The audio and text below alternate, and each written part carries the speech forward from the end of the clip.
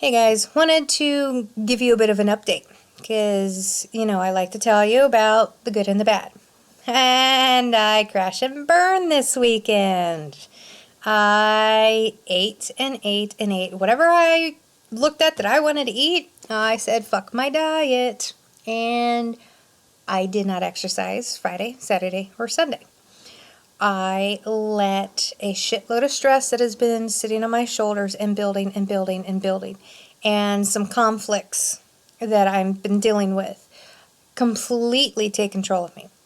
I'm not freaking out over this though. I want to let you guys understand one of the benefits of being able to stay true to your diet and stay true to your fitness.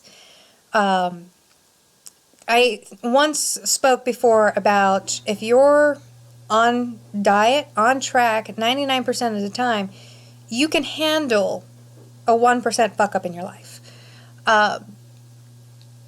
So when you're eating how you're supposed to be eating, in moderation, you're getting your macros in, you're not snacking, you're not breaking from diet, and you're doing your exercises, your body becomes accustomed to that lifestyle and it acclimates to it. So what happens to your body when you have a complete off? Well, for me, 3 pounds. That's it. And it's not fat pounds. It's not loss of muscle, replaced with fat. It's not a negative recomp. It is water. Because my sodium diet in my diet right now is really low. Not like extreme, like, oh my God, low. But I always maintain a low sodium diet. Just it's how it happens. But I'm also real low carb right now because I am going through a cutting diet. Short term. So no, people, I'm not starving myself and I'm not going through this, oh, carbs are bad for you thing. It's just a temporary to get the last bit, of fat off me. So having a weekend where I went off the rails, it flooded my system full of carbs and salt. And not to get too in depth, I'm about to have my little lady cycle. We gain weight with that anyways. That's water weight.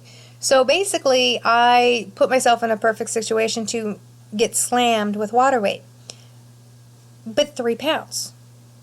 That 3 pounds doesn't even affect my clothing. I look bloated, but that's it.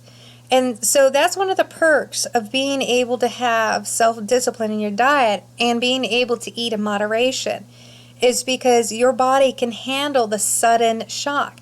And that sudden shock actually helps the system because it triggers your body to work better.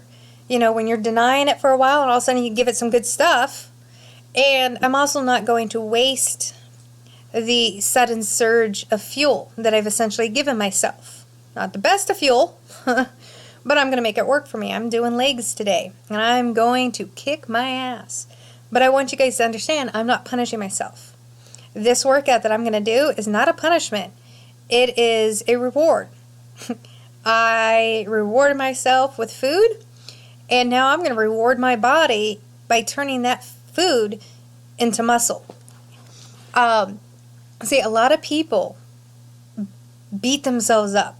They would look at this as a complete failure. Oh my God, why did I give into that? I must still be a weak person. And they set themselves into a downward cycle of shame, of guilt, of punishment.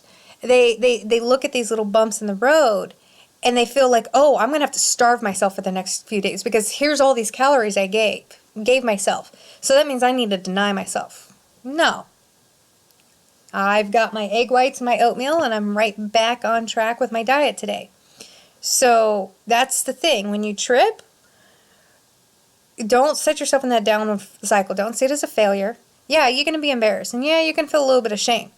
But you need to take a look at where are you in your diet? Are you you're on track? Are you on track with your fitness? If it's 80% or above, okay. Accept that little crash and burn that you had and leave it behind. Assess what caused it. So I fixed what was going on in my life that had set me up for this crash.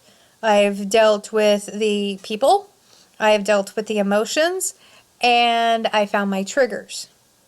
And so I have dealt with the situation with a clear head and forgiveness of myself.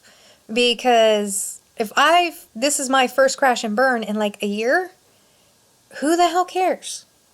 Let myself have that moment in time, accept it, and move on. Every time you fall, fix the problem. Don't just ignore it, because something caused that. Something caused you to crash and burn. It's not just you're weak-willed and you can't give up those sweets. You're running to those sweets, that fatty food, for a reason. Because majority of the obesity, it has a mental aspect to it. Very few people who are obese are truly obese because their thyroid is completely shut down, or that there's certain medicines you can be on that destroy your metabolism. But your metabolism can also shut down from years of poor diet, poor choices, poor habits, poor exercise. So you can get yourself into a situation where it looks almost like it's genetic. You've shut your system down. That's me. I also was dealing with PCOD, polycystic ovarian syndrome disease, whatever. Okay, so I've dealt with all this stuff. I'm proof that you can have bad genetics and still overcome it. But I'm, not saying that every single person who's obese is that way. However, I will stand by the belief that the majority of people who are obese that remain obese and become obese has underlying emotional issues, because we're turning towards food to cope for ourselves.